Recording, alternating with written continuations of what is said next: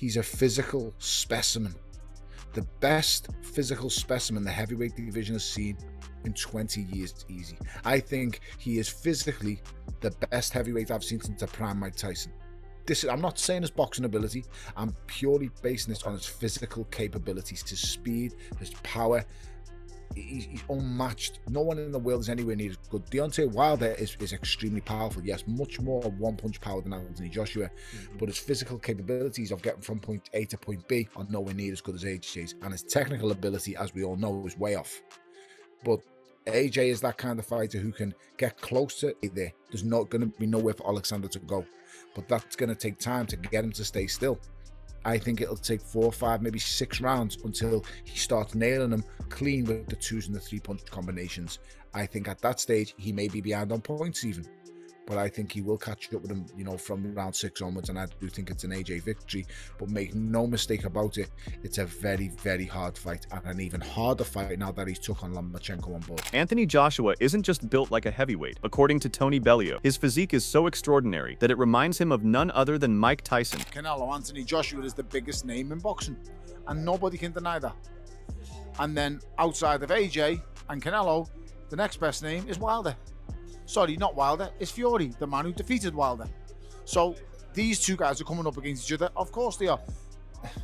Anthony Joshua can't go anywhere in the world and not be recognized and mobbed or whatever. This guy's an Olympic gold medalist. This guy's the former unified 2-time heavyweight champion of the world. The guy's been under the spotlight since 2012, not just in Britain, but globally. Because that's what Olympic gold medalists do. They set the world alight.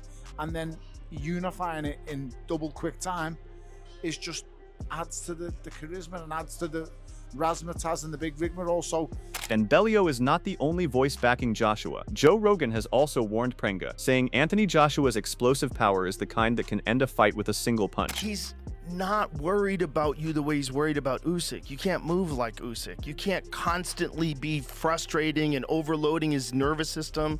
Usyk is overloading every aspect of your senses at every moment. He's constantly moving, and then punches are coming, and he loops punches around your guard, and he's constantly shifting his feet, and you think he's going to be there, and he's over here, and it's like this overload of thinking. It's not a casual, relaxed fight where you can kind of move around and get your groove and he's going to stay on the outside and you're going to... No, it's just constant. He survived that guy twice. He survived, in my opinion, the most skillful heavyweight of all time. Twice. Even though Joshua is no longer in his prime, Joe Rogan believes his devastating power is still there, and that alone could completely overwhelm a fighter like Prenga. Giant Olympic gold medalist heavyweight. I mean, Anthony Joshua's It's the thing that nightmares are made of. And he's got that one-punch nuclear power. One punch. And he's fast. It's an like, there's certain guys that, like, in kickboxing couldn't translate over to MMA because they didn't have the kind of speed. Like Peter Aerts is a good example. He was a world-class kickboxer, one of the best of all time, but didn't have the style that would allow him to But then there was Mirko Cro Cop. Mirko Cro Cop, who was violently explosive, would perfectly transition to MMA because you got to be able to hit people quick. It was like a big part of it is speed. According to Joe, Joshua has plenty to prove now, but with his explosive power and incredible speed, he has all the tools to humble anyone standing across the ring. Anthony Joshua has that kind of speed. That it's the kind of thing. With 252 pounds. If you don't have the skill to get away from that kind of power, what happens is Francis Ngannou and Anthony Joshua. You have to be a very... You can't judge that guy based on Dubois, who's a murderer. Daniel Dubois is a tank, and he took out Joshua. But that guy's terrifying. You're staring in front of that guy, but Usyk didn't stand in front of him. Usyk moved all over the place. Joshua's...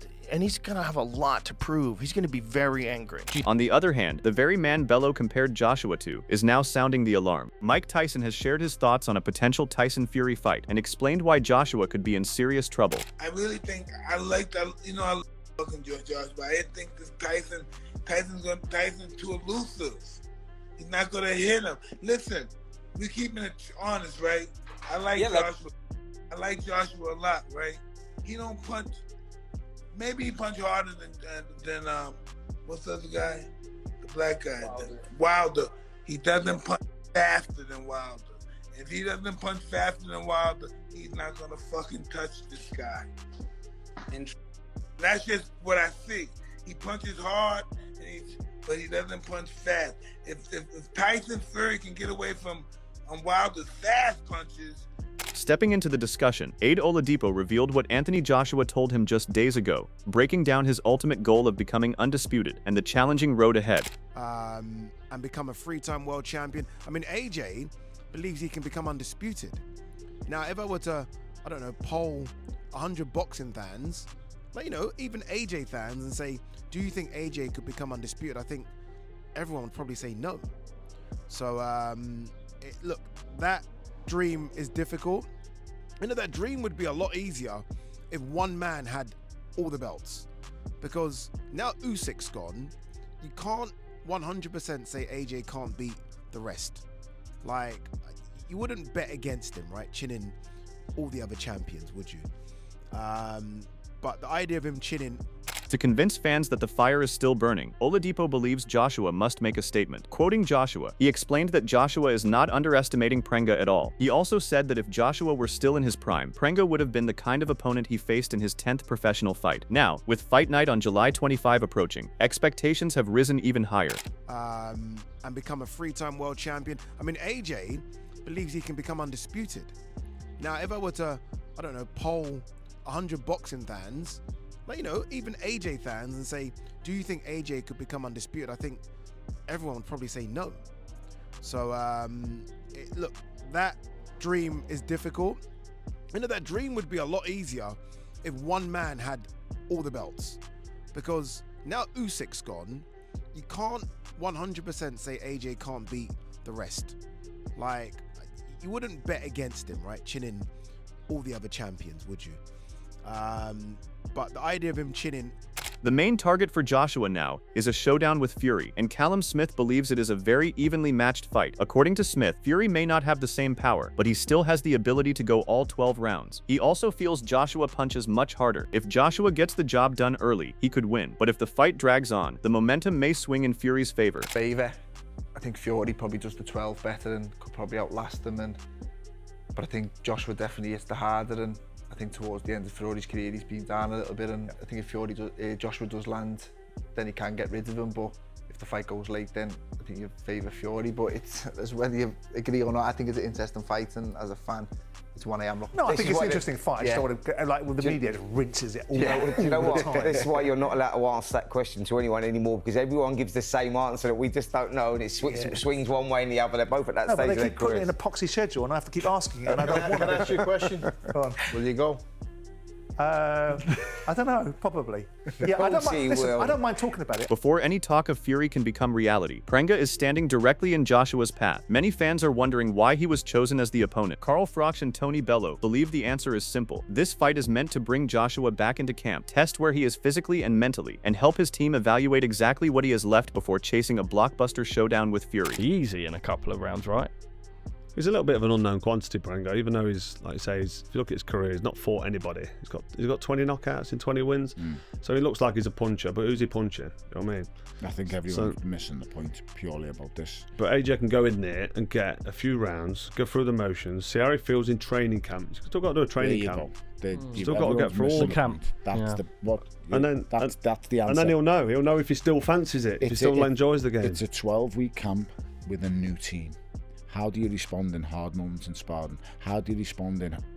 Joshua is also confident because he is now working with world-class trainers as he prepares for fight night. He has teamed up with members of Alexander Usyk's camp and believes the experience has already made a real difference. Joshua explained that the new training methods, fresh ideas, and high-level preparation have helped him improve in key areas, giving him renewed confidence ahead of his return to the ring. There's great trainers in the UK, but for me it's still local. So going out there was really good. And secondly, he's the best in the world, isn't it? So let's go and see what he's doing, what barriers he's breaking down, what boundaries he's pushing. And if I can emulate that in training, I think the results will follow in the ring. Has that unlocked something? Is that almost you being there and seeing how they do stuff? Has that almost allowed you to know there's still another 15, 20% you can do more? I think, yeah, definitely training-wise. I learned that a lot, though, from different trainers, and I've taken a bit from all these trainers that I've been around, which has been good. I've been with so many good trainers, but definitely with these guys, hard work, smart work, but very, very hard work. Getting away from home has definitely helped Joshua stay fully focused on his goals. Training under the guidance of Team Usyk has allowed him to sharpen every part of his technique. Joshua admitted that conditioning was one of the biggest areas he needed to improve, and he believes the work he has put in has transformed him into a much better conditioned fighter. Now, he feels more prepared than ever for the challenge ahead. It's important. One of my main issues was conditioning. Their conditioning is supreme, and we're not talking about just doing S&C and circuits in the gym for the sake of it. We're talking about boxing conditioning. I've been there for weeks on weeks sometimes. We don't even hit a pad.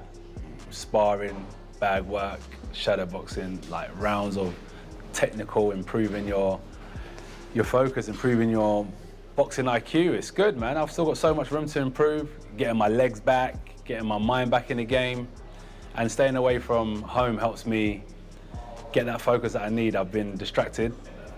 Along the way, I wanted to do a lot. I've got big ambitions in life, but I feel like I need to get back on that frequency where my ambitions are just aligned to boxing. With his comeback, the motivation and intensity Joshua is showing have convinced many that this could be his moment. Oladipo said that after spending time with Joshua, he could clearly see the hunger and determination were still there, making Prenga's task even tougher. Gareth A. Davies agreed, saying everything points to Prenga facing the biggest challenge of his career when they finally meet in the ring. Good to see AJ back. Because there were times in the last few months where I questioned whether or not he would come back and whether he should come back. There seems to be a hunger there, a drive. He's saying all the right things. He looks good. He sounds good. And I think Prenga is in big trouble. I really do. Yeah, Kristian Prenga, 35 years old. You know, he's fought a lot of lower level fighters. I had a long study of his record yesterday. The one thing that on AJ, first of all, I agree with you. It's fantastic to have him back. I think Prenga is in trouble. Davies pointed to the tense face-off, saying the moment Joshua took off his glasses, Prenga swallowed hard, a sign that he understood the challenge in front of him. According to Davies, Joshua's devastating punching power remains his greatest weapon. He also believes Prenga has not faced elite opposition and predicts the damage Joshua could inflict may be even more brutal than what Francis Ngannou experienced. AJ goes out there and it looks like a Ngannou performance to me, where he'll size him up with the jab and let that booming right hand go and devastate Prenga, who obviously has a punch. But I saw when Anthony Joshua took his sunglasses off yesterday, I saw Prenga realise his throat moved, and I saw him realise that he's in with a very, very devastating and serious guy who's still very ambitious, to your point. His ambition is very clear. I loved the way he explained the night at Tottenham Hotspur Stadium, Addy, when he was drawn and called up to go up to the ring by Turki Al-Sheikh, by Frank Warren, by Tyson Fury, and he was playing landlord, not tenant, as you rightly assuage. And as for Francis Ngannou, he believes Tyson Fury still holds the technical advantage and can win a decision if he outboxes Joshua over 12 rounds. However, he also feels Fury's best years are behind him. At the same time, Ngannou insists Joshua must finish the fight early with a knockout, because if it reaches the later rounds, the momentum could shift away from him. And what do you think? Which of them do you think will win? Well, again, at this level, I think it's very close. Everybody can win. And then it depends on how the fight goes. I think if it's gonna be like go to decision, I give the decision. I will pick Fury if this fight go to decision. And then if it's like a knockout, I think Joshua has a chance early in the round. But as far as the fight goes, it's gonna be way off on the...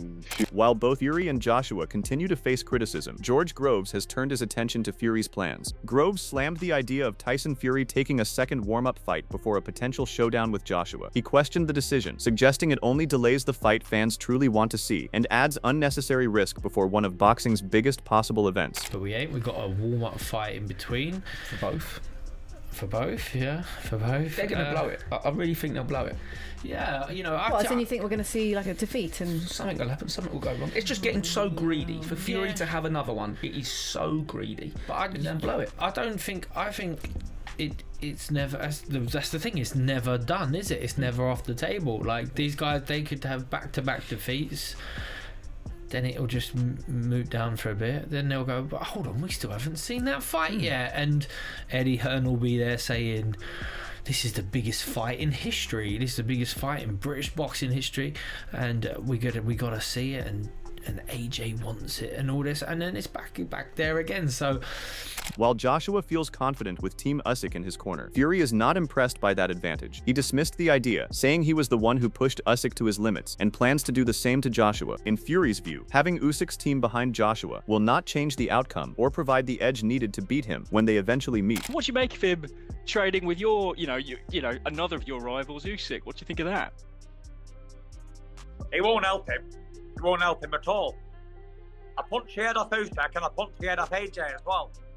It's even fit and sweet that he's training. I hope he's in the corner as well. I mean, because I was literally going to say, look, we love Rocky movies. Imagine that. You've got AJ, Usyk in his corner, beat one, call out the other. That's the stuff of drama. I'll bring Lennox into my corner. Do it. Well, obviously, you've been training yourself for this fight. Have you thought about bringing who's going to be in the corner on the night? Have you thought about bringing in someone? On the other hand, Shane Fury believes this fight is much closer than many people think. He does not see Tyson Fury walking in and dominating Joshua with ease. Instead, he believes age will play a major role in deciding the winner. Their performances in their warm-up fights will reveal who still has more left in the tank before they finally meet. Listen, if you'd have asked me 5 or 6 years ago, or 4 or 5 years ago, however long it would have been, it'd have been 75-25 Tyson. Now it evens up. The odds is evened up. I reckon I'd favour Tyson, but it's a close one. Both men's aged. It's just who's aged most. You know what I mean? You're a proper boxing man, and you always say things as it is. So I suppose you. But when you're related to Tyson and as close listen, as I fancy Tyson, innit? Of course. Tyson, listen, that man made it very awkward for Tyson, running in like a rank novice and so on. He wouldn't give him no work. He wouldn't like he was either chest to chest or it was out of distance. So. Similarly, Amir Khan believes it is now an evenly matched fight. He admitted that a few years ago, he would have picked Fury without hesitation, but his opinion has changed. Khan pointed out that Fury has been away from the sport for a long time, while Joshua has continued training through every setback. He believes Joshua's physical strength, discipline, and consistent time in the gym could make the difference. Who are you backing? It's a hard one to call because, look, Tyson always does well and looks good and boxes smart. But then at the same time, you have to look at AJ because AJ's got good boxing pedigree and he's always performed at the highest, you know.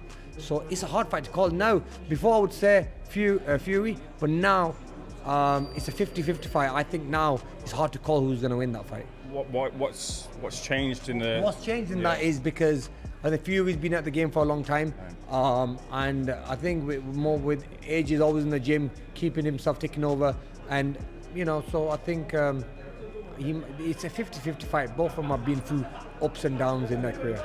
Speaking on it, Carl Frosch believes the fight is happening too late, but he still wants to see it. He looked back at both fighters' careers and noted that they have each suffered knockout defeats. Frosch also shared his frustration with Fury's claims about his Usyk fight, insisting that without the referee's intervention, Fury could have been stopped in the 9th round. The debate is hotter than ever, but the real answer will only come when Joshua and Fury finally share the ring. Will Joshua's power create another statement moment, or will Fury's experience control the fight? Drop your prediction below, hit the like button, and subscribe to stay updated with all the biggest boxing stories and future fight breakdowns.